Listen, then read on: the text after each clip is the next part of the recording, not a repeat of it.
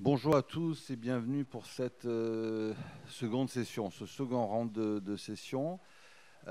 Immense plaisir de se retrouver au milieu de la francophonie ici à Paris, accompagné de Serge Moliex, Mathieu Jabaudan, Fanny Boone, et je l'ai fait à l'envers volontairement.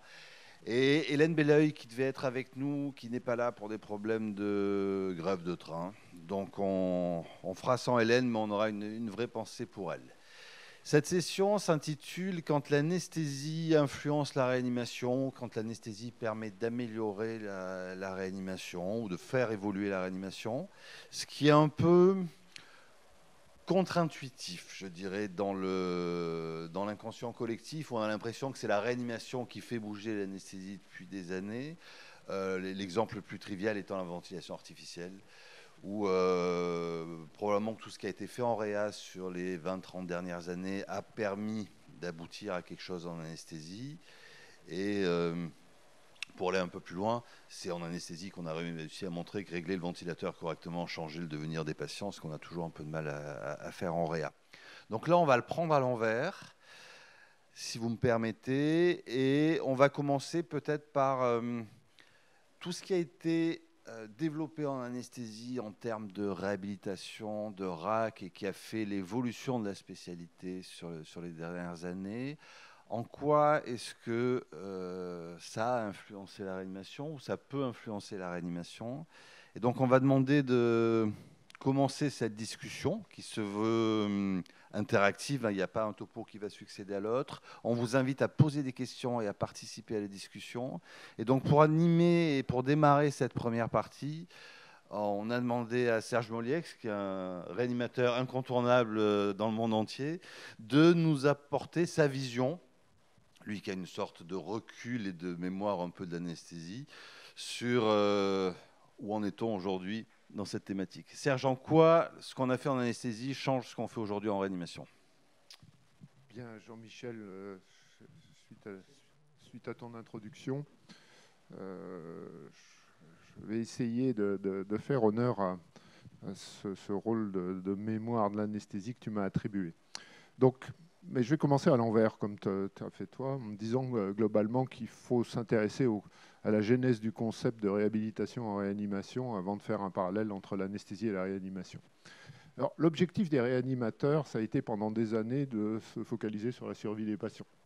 Si on en veut pour preuve, c'est que la plupart des études de la décennie, des dernières décennies du siècle dernier, se focalisaient comme critère de jugement principal sur la mortalité à J28 et à J30. Et c'est finalement beaucoup plus récemment que vous êtes intéressé au devenir des patients à plus long terme. Et là, moins qu'on puisse dire, c'est que ceux qui avaient survécu n'avaient pas une qualité de vie qui était exceptionnelle. Et cette qualité de vie des patients qui sortaient de réanimation, elle était obérée par deux éléments, les lésions neuromusculaires et les troubles cognitifs. L'atteinte neuromusculaire en réanimation, elle est principalement liée à deux choses. Premièrement, la pathologie qui a amené le patient en réanimation, mais la deuxième chose, c'est les traitements, au premier rang desquels l'immobilisation joue un rôle fondamental. Cette immobilisation, c'est un point sur lequel il a fallu intervenir. Et initialement, vous êtes essentiellement intéressé à avoir une stratégie de réhabilitation à la sortie de la réanimation, en essayant de corriger ce qui s'était passé. Alors là, ça a fait chou blanc. Les résultats des études, c'était voisin de pas grand-chose. Et donc l'idée a germé qu'il fallait être proactif beaucoup plus tôt dans la prise en charge des patients en réanimation, dès le départ, en essayant de jouer sur tous les facteurs étiologiques, et en particulier sur l'immobilisation. Et donc le premier concept de la réhabilitation en réanimation, c'est la mobilisation précoce. La mobilisation précoce, dont le but est d'éviter le déconditionnement musculaire, les raideurs articulaires et améliorer l'efficience musculaire. Ça peut être fait de deux manières différentes, la mobilisation passive, mais aussi et surtout la mobilisation active. Et qui dit mobilisation active dit nécessairement participation du patient. Et là, historiquement, il y avait un hic. pour faire participer les patients quand ils sont plombés par des anesthésies profondes, c'est un peu compliqué. Et donc le deuxième pilier de la réhabilitation, j'en terminerai là par le rappel sur la réanimation, c'est une stratégie de gestion de la sédation en réanimation. C'est là qu'on va faire le lien avec ce qui s'est passé en anesthésie. En anesthésie... Je coupe juste une seconde. Ouais. Pour le moment, c'est absolument pas différent de ce qui s'est passé en anesthésie. En anesthésie, dans les années 70, ce qui était important, c'était de réveiller le patient et de pouvoir survivre. Et quand on avait des patients qui, en salle de réveil ou dans le couloir dans lequel on les surveillait vaguement, passaient leur temps à vomir et à frissonner, il était difficile de leur demander de commencer à se réhabiliter. Donc en fait, on n'est pas très différent non plus. Non, simplement, vous avez 10 ans de retard. Au moins. Voilà, c'est tout. Donc, vu comme ça, tu as totalement raison. On va retenir une décennie en anesthésie qui a été à l'origine du changement de paradigme, c'est la décennie 90. 90, c'est le début de la réhabilitation améliorée post-opératoire, donc en chirurgie. C'est un nom, il faut citer un nom, c'est Kellett. C'est l'équipe de Kellett derrière. Et l'objectif de cette équipe, ça a été de démontrer qu'une approche multimodale, multidisciplinaire, aux différents temps de la prise en charge périopératoire, avait un impact pour redonner de l'autonomie aux patients et éviter les complications. Donc, la première chose qu'ils ont mis en avant, et c'est le premier dogme de la réhabilitation améliorée après la chirurgie, c'est qu'il faut restituer une mobilisation et une autonomie aux patients le plus tôt possible. Donc, bien sûr, il y a un pendant anesthésique. Et ce que tu dis est totalement vrai. On est parti d'une situation où on plombait les gens et où ce qui se passait derrière n'était pas forcément au centre de nos préoccupations. Là-dessus, un certain nombre de choses doivent être rappelées. Au premier rang desquelles, on peut mettre le développement de la pharmacologie et de l'approche de la pharmacologie qui a été développée en anesthésie. Un papier référence, à mon sens, le papier de Hughes en 92, qui s'intéresse à la context sensitive half time. Context sensitive half time, 2 éléments à l'intérieur. Premier élément, quand on veut maintenir une concentration constante, il faut tenir compte de la diffusion du produit dans les compartiments périphériques, et c'est le schéma BET. Schéma BET que tu connais.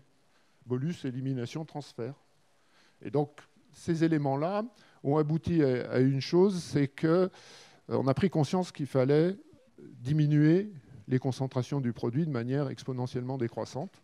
Et ça, je vais prendre un parallèle en réanimation. On recevait à l'époque des patients sédatés au long cours avec ce que vous voulez, des benzos ou du propofol à vitesse constante sur des heures et des jours. Nécessairement, quand on applique ce concept, la sédation ne faisait qu'augmenter. Et donc, il y avait un grand classique, moi, qui me faisait toujours sourire, c'est le patient qui arrive avec des catécholamines pour une reprise au bloc opératoire, sédaté depuis des jours avec des vitesses constantes d'un hypnotique X, et qui, à la sortie, quand on mesurait la profondeur d'anesthésie, il n'y avait qu'une seule chose à faire, c'était tout arrêter. On faisait toute l'intervention avec ce qu'il avait concentré pendant des heures en réanimation. Et à la sortie, le malade allait mieux. Donc, on a mis ça sur le geste chirurgical. On faisait moins de catécholamine parce qu'on avait diminué la profondeur d'anesthésie. Donc, premier concept de Hughes, ça a été de se rendre compte de ça. Deuxième élément, et ça c'est un point qui n'est pas inintéressant, c'est que même si vous faites très bien et que vous maintenez constante votre concentration d'agents anesthésiques, il y a des produits qui, dès qu'ils sont administrés en continu, deviennent rédhibitoires en termes de récupération. C'est le deuxième aspect, c'est le véritable élément de la demi-vie contextuelle. Et à ce titre-là, on sait que les benzodiazépines, c'est loin d'être parfait, et le midazolam s'est plombé dès les premières heures d'administration. Et tu as totalement raison, en anesthésie, dans les années 90, c'était quand même assez courant de voir les gens prémédiqués avec des prémédications sédatives. Il y a des produits dont tu n'as peut-être jamais entendu parler, vu ton extrême jeunesse, le Rohypnol. Tu connais le Rohypnol ? Oui, je pense que Fanny ne connaît pas, mais voilà. Donc, moi j'ai connu. Le Rohypnol, c'était sûr que derrière, il y avait un effet résiduel. Et donc, faire de la réhabilitation en anesthésie, si globalement ils étaient plombés par les médicaments de l'anesthésie, c'était mission impossible. Donc, mais d'ailleurs, pour aller dans ton sens, les premiers papiers qui ont montré quelque chose sur la sédation sont des papiers de la toute fin des années 90, je dirais 98-2000, où simplement ils avaient comparé continu versus intermittent, et ils avaient montré que faire de l'intermittent, c'était mieux. Ce sont des papiers américains, fait avec du lorazépam, mais c'est pour dire d'où on vient. C'est-à-dire quand on en est à se dire il vaut mieux faire l'intermittent que du continu, c'est qu'on n'a pas compris l'effet qu'on recherche. Absolument. Et donc, première chose, on évite de plomber les gens avec des benzodiazépines, avec des prémédications qui sont parfois données quand le patient part au bloc. Donc là, ce n'est pas des effets résiduels, c'est carrément du retard de réveil. C'était le retard de réveil qu'on traitait à grands coups d'Annexate à l'époque. Voilà. Donc ça, c'est le premier élément. Deuxième élément important, c'est au milieu des années 90, c'est 1994. 1994, c'est l'apparition des mesures électrophysiologiques de la profondeur d'anesthésie ou d'hypnose. Alors, c'est le bis, mais on s'en fout du bis, ce n'est pas le problème. C'est de dire, dans le concept, on va mesurer l'effet. On va mesurer l'effet de ce que l'on fait et on va adapter son administration pour éviter les effets indésirables et cibler et limiter l'effet que l'on recherche à la fenêtre thérapeutique. Et ça, c'est une évolution qui est majeure. Et quelques années après, quand on a fait le bilan, on s'est aperçu qu'on avait diminué en moyenne, que ce soit avec les halogénés ou avec les hypnotiques, de 25% la dose de produits anesthésiques que l'on utilisait. Donc, élément majeur. Autre élément majeur, cette fois-ci d'un point de vue pharmacodynamique, c'est la prise en compte des interactions morphiniques-hypnotiques. Ça a abouti à une meilleure connaissance du PKPD, de l'effet propre de chacun des produits. Par exemple, on a bien mis en évidence en anesthésie que l'interaction était relativement faible entre les hypnotiques et les morphiniques pour la perte de connaissance, mais que par contre, elle était plus importante lorsqu'il y avait une stimulation nociceptive. Et donc, toute cette approche des interactions a abouti à une meilleure connaissance des effets respectifs des drogues dans chacun des éléments, d'optimiser les protocoles d'anesthésie, de permettre des protocoles d'anesthésie en sédation, basés pas exclusivement sur les hypnotiques. Et ça a été favorisé par l'apparition d'un produit, 1996, le rémifentanil. Avec une pharmacocinétique qui était totalement favorable, on pouvait se permettre de faire beaucoup de choses. Et donc finalement, l'évolution en anesthésie sur cette décennie, ça a été quoi? Ça a été de dire, on veut réveiller les gens les plus rapidement possible pour rentrer dans la restitution d'une autonomie. Et pour ce faire, il faut qu'on réfléchisse à la meilleure manière de faire chacun des produits, de mesurer l'effet et d'adapter tout ça, en sachant, autre élément qu'on n'a pas abordé, décennie 90, c'est tous les papiers qui ont mis en évidence le bénéfice d'une analgésie balancée. Le but du jeu, c'est de diminuer les effets indésirables des produits en les associant avec des mécanismes d'action différents. En clair, c'est de limiter l'impact des opioïdes. Kellett, Jossi, Dahl sont des gens qui ont fait pas mal de papiers à l'époque là-dessus. Donc ce concept, maintenant, c'est un des piliers de la réhabilitation améliorée après la chirurgie. Il faut citer en France le papier Princeps, c'est celui de Capdeville en 99 dans Anesthésio, où il a fait de l'analgésie loco-régionale en chirurgie majeure du genou. Et là, il y a un effet analgésique qui est bénéfique, mais il y a aussi un impact sur la réhabilitation, puisque c'est des gens qui récupéraient plus rapidement quand ils avaient une ALR. Donc on voit toute cette évolution et ce continuum. Alors si on revient sur la sédation en réanimation, en dehors des deux indications classiques de sédation profonde, aujourd'hui, qu'est-ce que vous faites? Vous discutez l'indication de la sédation. Si vous faites de la sédation, vous faites de la sédation légère. De la sédation qui est basée, dans un certain nombre de cas, sur l'analgésie, avec un objectif, c'est de rendre le patient coopérant, participatif et présent. Un autre élément où on peut faire le parallèle, c'est que nous, on a bénéficié des mesures d'effet, vous aussi. Quand on regarde les échelles que vous utilisez, on ne va pas revenir à un truc que tu n'as pas connu, tu n'étais pas né, c'était le Ramsay. Ramsay, tu sais la date? 1974. Bravo. De mémoire. Donc 74. Il n'est pas fait pour la sédation, fait pour évaluer l'analgésie des cancéreux métastatiques dans les services de fin de course. Mais à l'époque, vous aviez utilisé ce truc-là parce qu'il n'y avait rien d'autre. Mais c'était un début. Ricoeur, je vais te faire réviser, on n'avait pas préparé là-dessus. Non, effectivement, on n'a pas préparé. Ricoeur, c'est 2000. 99, bravo. Ouais, voilà, mais après, c'est du marketing. Le RAS, c'est 2001. Non, le premier. Mathieu, tranche. C'était en fin 2001, début 2022. Bien joué. Et non, après, il faut, à tout seigneur, tout honneur, il faut rendre grâce à Jean-François. Sur la partie évaluation, bien sûr.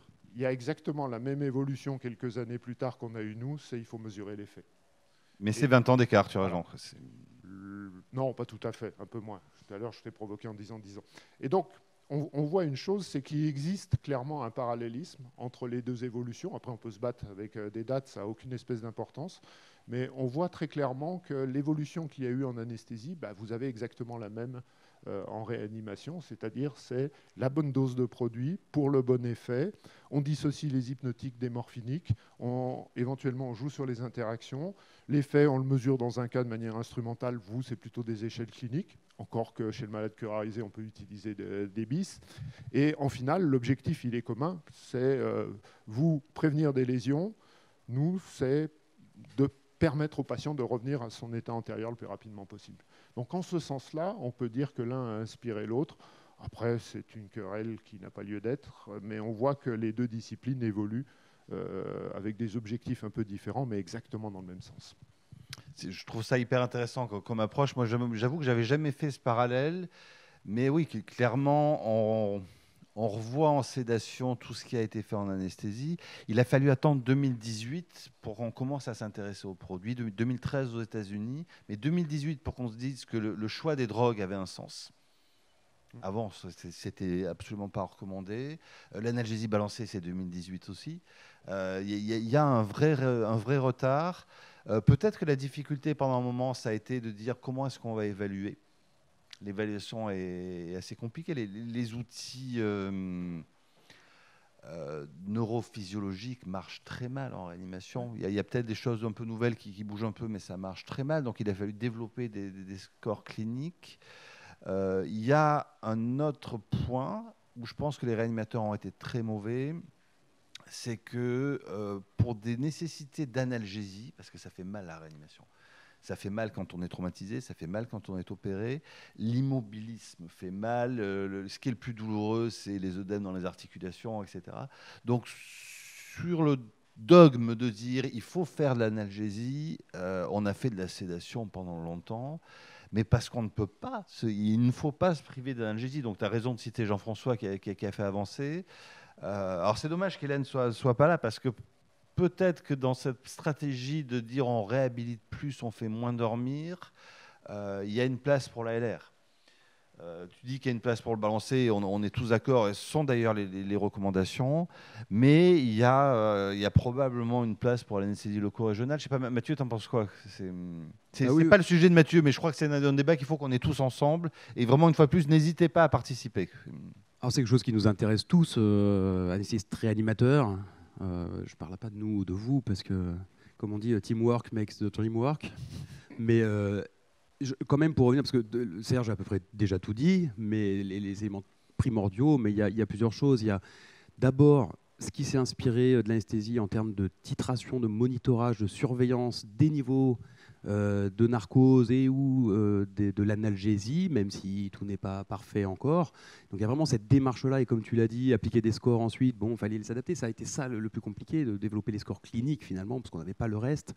Mais au-delà effectivement de cette démarche, qui je pense est la clé quand même, de pouvoir titrer aux besoins minimum mais efficaces du patient, il y a bien sûr les stratégies en général, la pharmacopée, et pourquoi pas l'analgésie loco-régionale, dans le cadre, le plus souvent, hein, ça a bien été souligné par Serge, mais d'une approche multimodale.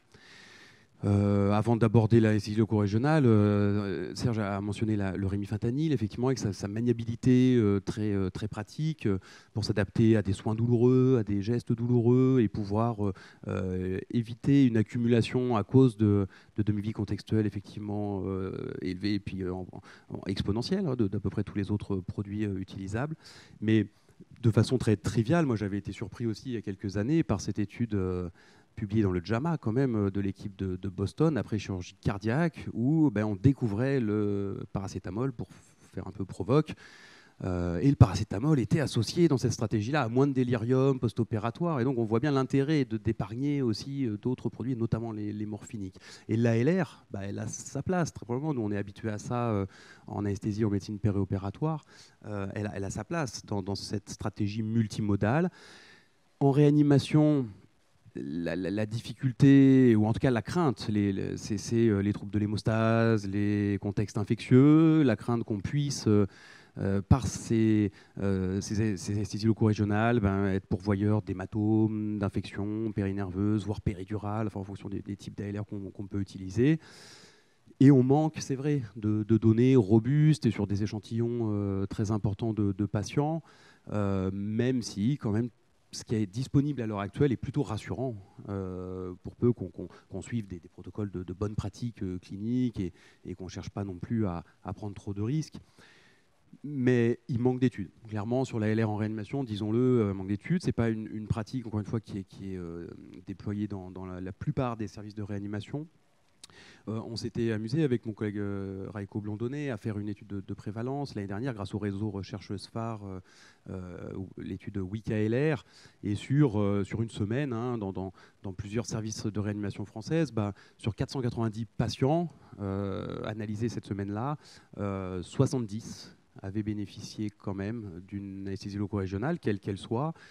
C'est à la fois peu, mais quand même, c'est une proportion pas négligeable, hein, de patients. On est quasi à 20%. Et en fait, il y avait eu 90 procédures, mais plusieurs procédures avaient été effectuées chez les mêmes patients parfois. Pas de signaux particuliers de danger non plus, mais c'était encore une fois une petite cohorte. En réanimation, on n'a vraiment que des petites cohortes, 100 et quelques patients, même si c'est multicentrique. Ça, c'est ce qu'on avait fait, Jean-Michel, rappelle-toi, en région Auvergne à l'époque. Il y a beaucoup de bénéfices attendus. Le premier, c'est l'indication première, je pense, des cliniciens, c'est l'analgésie, bien sûr. C'est quand même des moyens extrêmement efficaces de soulager nos patients. Il y a des indications qui sont maintenant plus claires. Je pense à la traumatologie thoracique, notamment.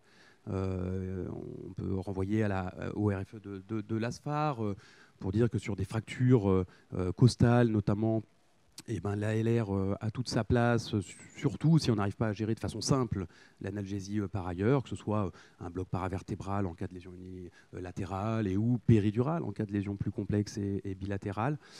C'est maintenant recommandé si on n'arrive pas à s'en sortir autrement. Dans cette indication-là, en tout cas. Les autres indications, elles sont beaucoup plus floues. Elles sont faites de façon assez empirique. Enfin, moi, c'est mon sentiment, en tout cas. Je ne sais pas si vous le partagez. Un exemple, peut-être, si je peux encore monopoliser la parole 2 minutes, mais c'est des états inflammatoires tels la pancréatite aiguë. Nous, rappelle-toi, Jean-Michel, à la belle époque où tu étais encore à Clermont, de fait, voilà, certains patients, on voyait l'escalade des stratégies antalgiques, morphiniques, notamment chez certains patients, qui allaient mener à l'intubation. Et ça, c'était pas à cause d'une défaillance respiratoire, c'était à cause de l'analgésie qui était non satisfaisante. C'est exactement ce que décrivait Serge. Exactement. La surcharge de produits qui dégrade le patient. C'est ce qu'on appelle le choc sédatif. Et voilà, c'est ça. Ouais. Non, il a de la noradrée à 0,8 gamma, mais c'est pas un choc septique, c'est les produits, ce qui est souvent vrai, enfin, parfois. Peut être vrai plutôt. Après, il y a d'autres intérêts potentiels, mais ça c'est plus du domaine de la recherche encore, hein, sur des actions potentiellement anti-inflammatoires des anesthésiques locaux, sur des actions d'amélioration de la perfusion, et si on se place dans le contexte de la pancréatite aiguë, il y a en tout cas une littérature préclinique qui va dans ce sens-là sur l'amélioration de la perfusion splanchnique. Il y a une étude randomisée contrôlée suisse sur un tout petit effectif, hein, c'est 15 patients et 15 et 20 dans chaque bras, péridurale versus thoracique, hein, versus standard de soins, avec comme critère de jugement principal la perfusion du pancréas sur certaines acquisitions scanners spécifiques.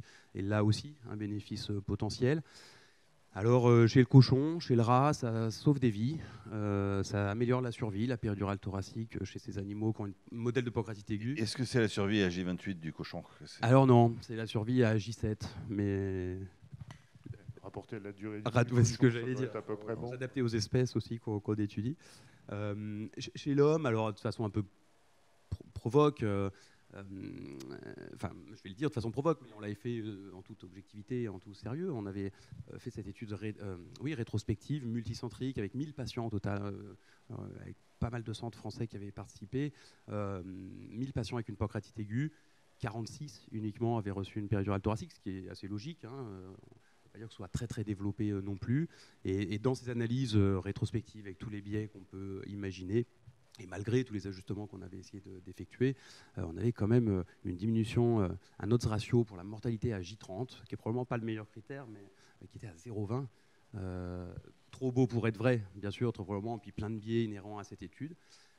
Pour le dire quand même, ça nous avait incité à l'époque à monter un essai randomisé contrôlé multicentrique avec 9 centres français, un centre en Belgique, un centre en Suisse, dont les résultats, je l'espère, seront disponibles bientôt, mais les processus de publication sont ce qu'ils sont et prennent le temps qu'ils prennent.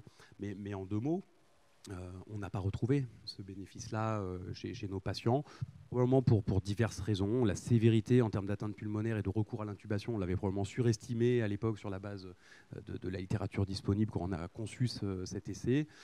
Des recours plus fréquents à la VNI, à l'oxygénothérapie à haut débit, bref, qui ont peut-être fait que la population cible n'était pas la meilleure.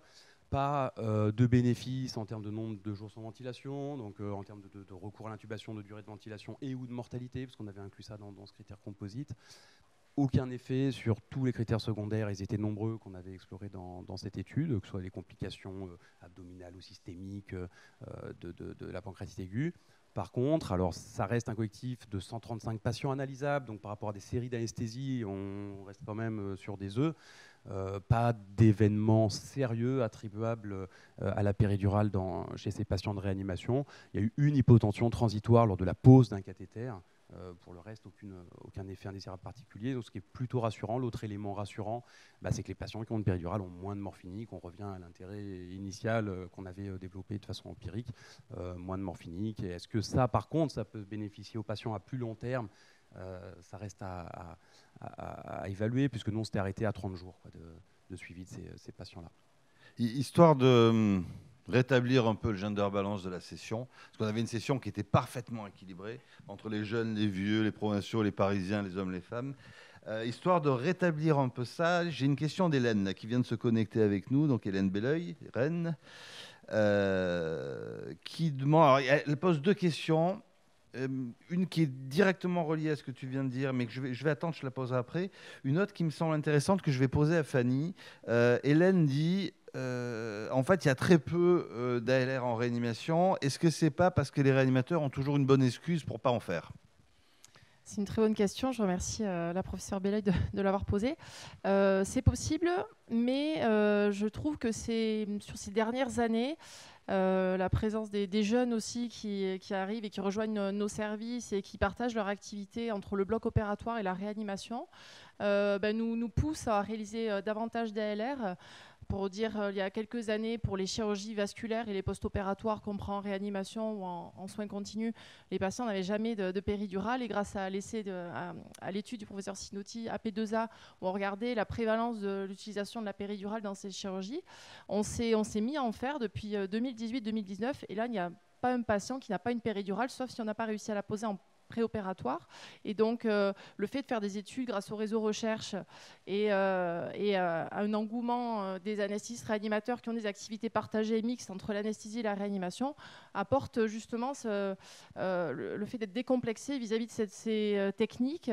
Et on a vu également la sécurité de réalisation, par exemple, dans cette indication-là. Et hier, j'étais à un jury de thèse, 300 patients, la moitié qui avait une péridurale, 0 événement en dehors d'un bloc moteur, pas d'autres événements associés, notamment d'hématomes, parce que ce sont des chirurgies qui sont réalisées sous héparinothérapie.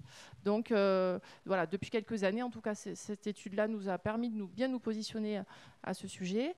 Effectivement, les recommandations sur la traumatologie thoracique nous ont conforté dans l'idée qu'il fallait utiliser la péridurale, le bloc paravertébral et plus récemment peut-être le serratus, les blocs les réacteurs du rachis, etc. Donc on en fait davantage et j'ai l'impression, en tout cas à l'échelle de mon unité, qu'on est en train de se décomplexer totalement et il n'y a pas un patient où on ne se demande pas un jour, est-ce que je ne peux pas faire un ALR à ce patient parce qu'il a un redon qui est douloureux au niveau abdominal, qui va garder pendant 15 jours pour drainer un abcès, est-ce qu'on ne peut pas lui faire de l'ALR?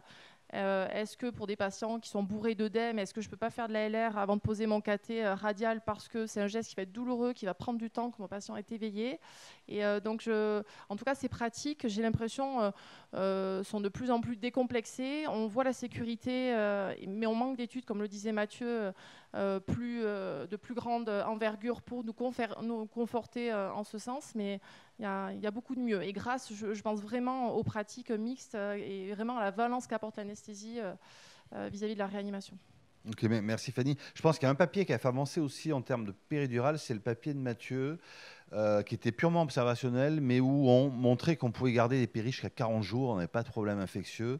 Et honnêtement, c'est ce qui a desservi la LR et la péridurale en réanimation, c'est AJ2, il faut l'enlever parce qu'il y a un risque septique. Si on prend le risque de mettre une péri pendant 2 et qu'au bout de 2 jours on l'enlève en se disant mon Dieu c'est dangereux, je pense que ça casse un peu la dynamique. Hélène a une autre question, c'est vraiment dommage qu'elle ne soit pas là parce qu'elle est brillantissime, le professeur Belleuil.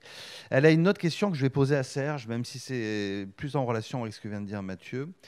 La question d'Hélène est ne faut-il pas arrêter de demander des effets sur la survie à l'ALR? Est-ce qu'on ne peut pas se contenter de l'effet analgésie, l'effet confort des patients? Si on prend la physiopathologie du malade de réanimation, il y a tellement de facteurs qui vont intervenir dans la pathologie. On est à des années-lumière de l'anesthésie où finalement le malade va bien, quoi. En dehors de la pathologie chirurgicale, on est censé opérer des gens optimisés sur toutes les grandes fonctions. Ça n'a rien à voir en réanimation. Il ne faut pas oublier pourquoi ils viennent en réanimation. Et donc à un moment ou à un autre, ça va être je suis d'accord avec elle, ça va être franchement compliqué d'aller isoler l'effet de l'ALR au milieu de toutes les perturbations qu'on doit prendre en charge. Et dans le cas de la réhabilitation, l'analgésie multimodale, c'est un des facteurs préconisés pour réduire la sédation en réanimation, mais c'est d'agir sur tout le reste aussi, quoi. Donc par définition, je pense qu'elle a totalement raison. Confort des patients, probablement confort des équipes.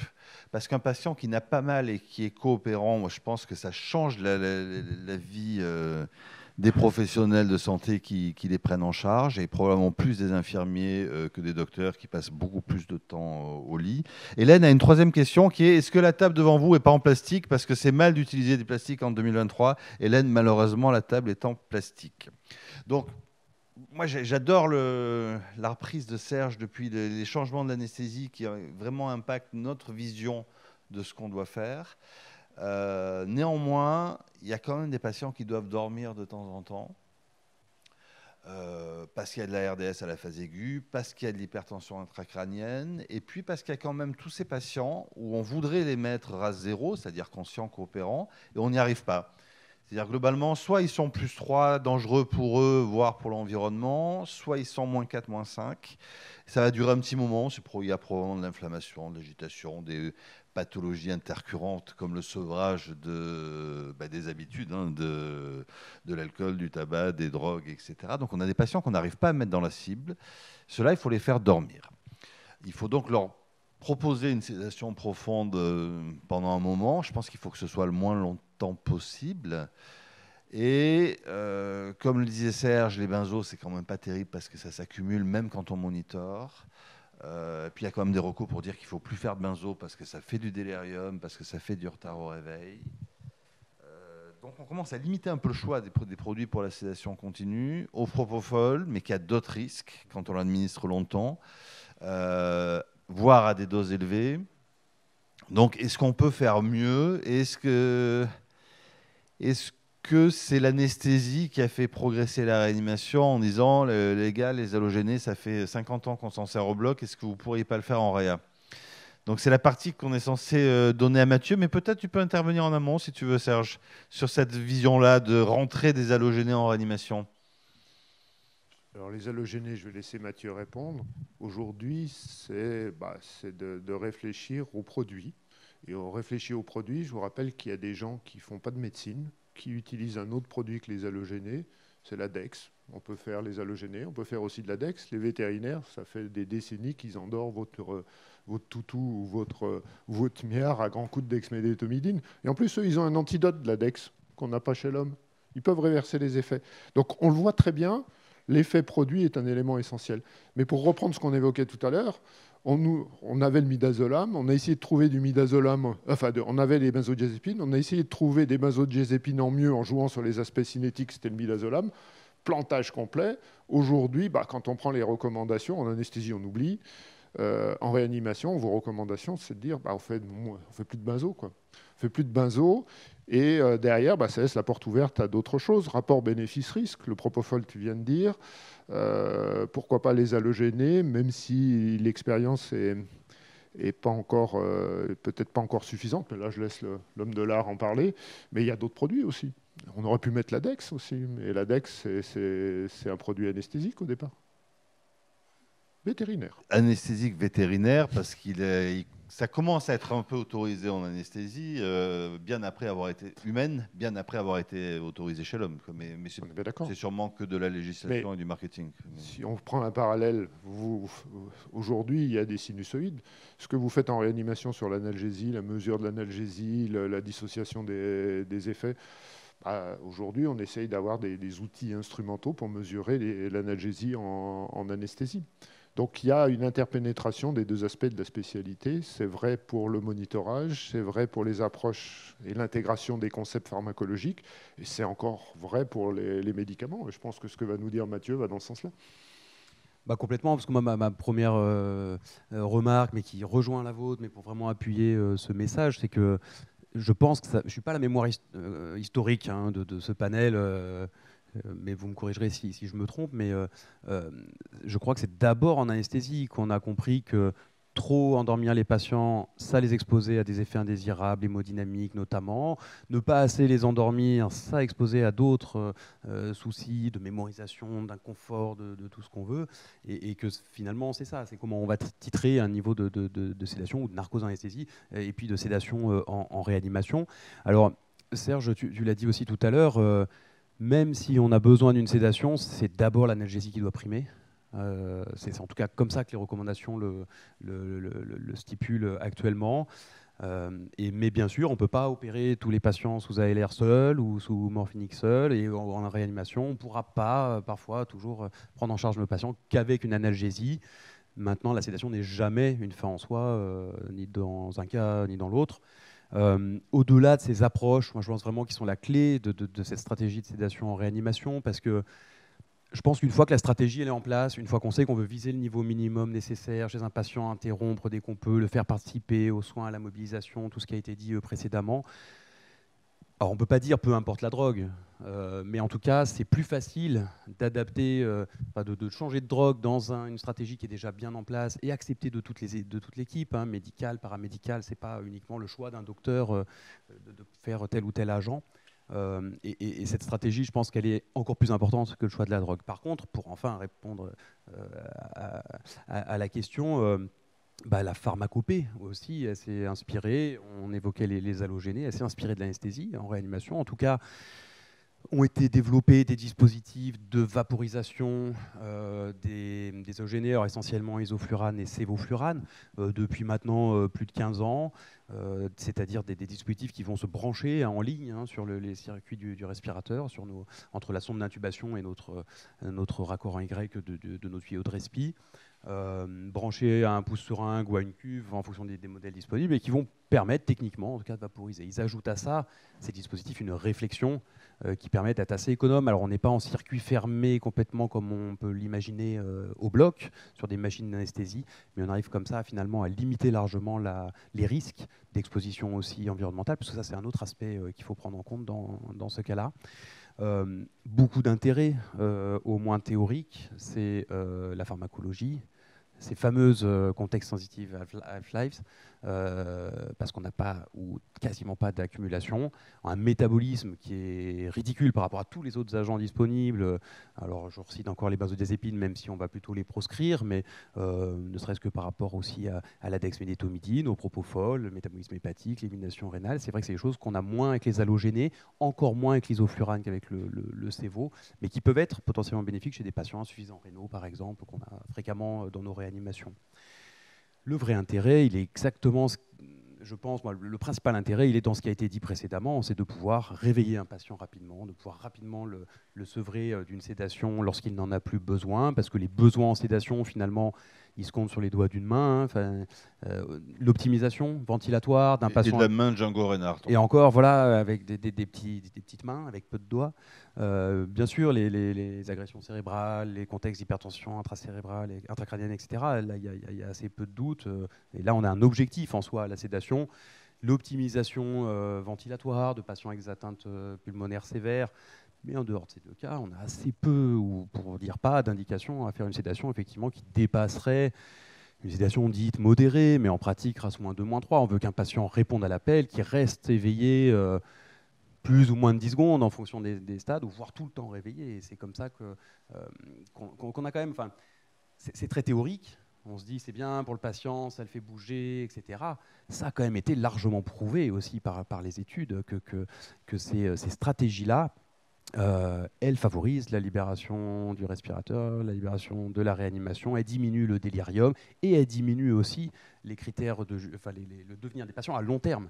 Parce qu'on parlait de critères de mortalité, des choses comme ça, qui, à mon avis, effectivement, pour la LR, par exemple, sont probablement pas les bons. Pour la sédation, c'est probablement pas les bons non plus. Surtout maintenant que beaucoup de choses se sont améliorées et qu'on a réussi malgré tout à améliorer cette survie des patients de réanimation. Mais il va falloir maintenant s'attaquer au devenir à plus long terme. Et ces éléments-là de la prise en charge initiale ou dans les premières semaines après l'agression aiguë sont primordiaux en fait, dans ce devenir. Alors, c'est très bien que tu parles de devenir au long cours parce qu'on va y venir. Juste avant, on a une question d'Emmanuel Futier. Alors, Emmanuel Futier, c'est le pendant masculin, écologique et développement durable d'Hélène Belleuil. C'est à peu près la même chose, pas dans la même ville. Manu Futier dit, est-ce que c'est acceptable les halogénés en réa sur un plan écologique ? Merci Manu de cette excellente question. Je pense que oui, mais je resterai quand même prudent sur l'idée que on manque, là encore, de données fiables, exhaustives. On s'intéresse souvent pour les halogénés à l'émission d'équivalent dioxyde de carbone. Et c'est clair qu'on va en émettre plus avec l'utilisation d'halogénés qu'avec une seringue de propofol. Mais on manque largement d'analyses qui prendraient en compte le circuit global de ces médicaments, depuis leur fabrication jusqu'à leur recyclage ou leur élimination. Et je ne suis pas si certain du résultat de ce type d'analyse, mais encore une fois, qui nous manque cruellement. Ce qui est sûr, et ça je pense que c'est important de le dire quand même, les dispositifs actuellement validés, qui ont le marquage CE pour délivrer la sédation inhalée en réanimation, dispose quand même d'éléments de garantie pour limiter au maximum l'exposition des soignants, des proches, de la pièce et puis de l'environnement in fine. En tout cas, il n'y a pas de raison qu'il y ait plus de soucis en réanimation qu'en anesthésie. Je dis ça parce que les évacuations au bloc opératoire des halogénés peuvent aussi poser de grandes questions. C'est un vrai sujet. C'est un vrai sujet. Et finalement, c'est un peu provoque de dire ça également, mais je me demande si le circuit est presque pas plus sécure en réa qu'au bloc. Ça reste à prouver. Il y a 12 millions d'anesthésies par an en France et on est loin d'avoir 12 millions de patients en réanimation. Après, Fanny, tu avais une intervention ? En parlant des gaz qu'on supprime au bloc opératoire, comme Desflurane, on a supprimé les circuits de protoxyde d'azote, qui étaient de véritables passoires, en tout cas au bloc opératoire. Est-ce que vous en gardez encore l'utilisation en réanimation, soins continus pour des retraits de redons, des gestes douloureux ? Non, nous on a suivi ce même mouvement, on le suit également sur le retrait du Desflurane, parce que là, pour le coup, c'est vrai qu'il y a des données assez précises pour dire que le retentissement environnemental du Desflurane, il dépasse largement, il est invraisemblable par rapport aux autres agents halogénés, et puis le protoxyde d'azote suit de peu derrière. Donc on est dans la même démarche. Après, nous, typiquement, pour des sédations procédurales, ou là où on pourrait avoir recours au protoxyde d'azote, on s'équipe de bouteilles type Antonox et puis de mélange équimolaire, et puis on utilise ça sans avoir besoin de l'utiliser. Après, l'impact du propofol n'est pas nul non plus. Le meilleur endroit où mettre le propofol, c'est dans le patient. Moi, c'est ce que j'ai retenu. Oui, ça reste quand même un perturbateur endocrinien. On en retrouve dans la nature. Ça pose aussi de grandes questions. Donc c'est pour ça que ce bilan écologique, on va dire, de nos stratégies en réanimation, mais comme en anesthésie finalement, il reste. Ça reste encore. C'est ce que je voulais répondre à Emmanuel, c'est que le propofol, on en retrouve dans les rivières et ça pollue largement. Mais je suis tellement surpris qu'Emmanuel soit intéressé par ce qui se passe sur le plan écologique. Ça m'a sidéré. Mais c'est une question très fréquente, en tout cas, et qu'il faut se poser. Et qu'il faut se poser, et qu'il faut vraiment s'acharner à limiter, en tout cas, les risques dans nos pratiques, quelles qu'elles soient. Ouais. C'est la maladie, en fait, qui pollue. Mais essayons quand même de limiter. Pour